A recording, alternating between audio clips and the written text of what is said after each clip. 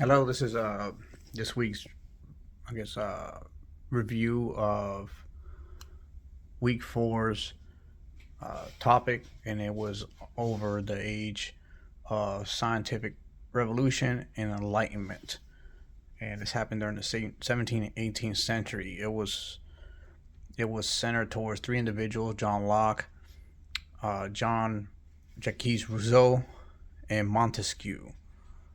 Um, they basically pioneered the Enlightenment movement during this time, and essentially not only came up with their own philosophy on things, but convinced an entire world that kings and religion wasn't necessary to live a good life to a certain degree. And there was a few things that stuck out to me specifically in the reading. John Locke, quote from him is, similarly insisted that human beings were created with an innate ability to reason and use education and science to improve society by overcoming the ignorance and superstition of past centuries. Just the irony in that statement and the beauty at the same time.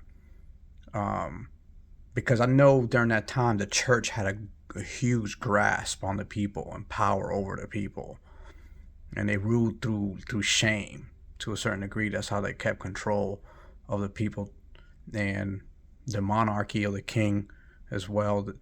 Used that to maintain power.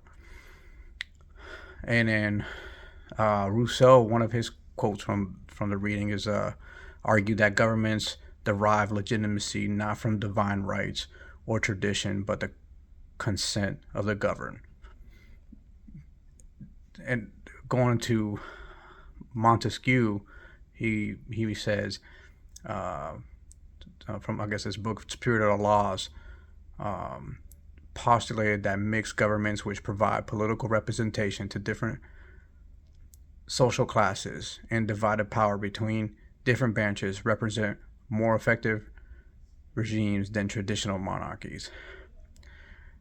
When I was reading this, the one thing I thought is that if these individuals were alive today, they would be murdered. Anything that challenges the status quo and whoever's in power oddly disappears to a certain degree in our time. But this way of thinking has led to the revolutions, which was the next chapter. The next chapter is 6. And the one thing that stuck out with me was the French Revolution. And the French Revolution, it was bizarre to me, but eerily similar to today's society here in America, is that it was divided into three unequal estates or classes. And the first estate consisted of the clergy and numbered in around 125,000 people, paid no taxes. And then there was a second estate as well that also paid no taxes. And the third estate was comprised of everybody else, and they paid the taxes.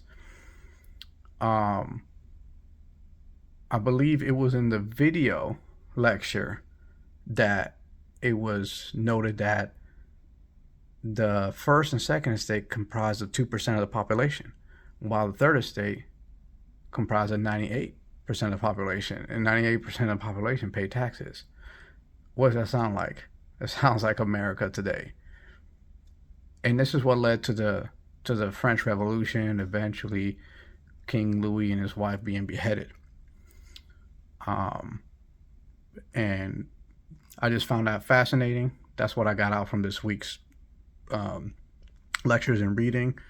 The one thing that was kind of hard for me was pronouncing the French names. Oh man, that was so difficult. That was so difficult. That was a challenge for me. But it was definitely worth it. I'm gonna say this was probably the best week so far.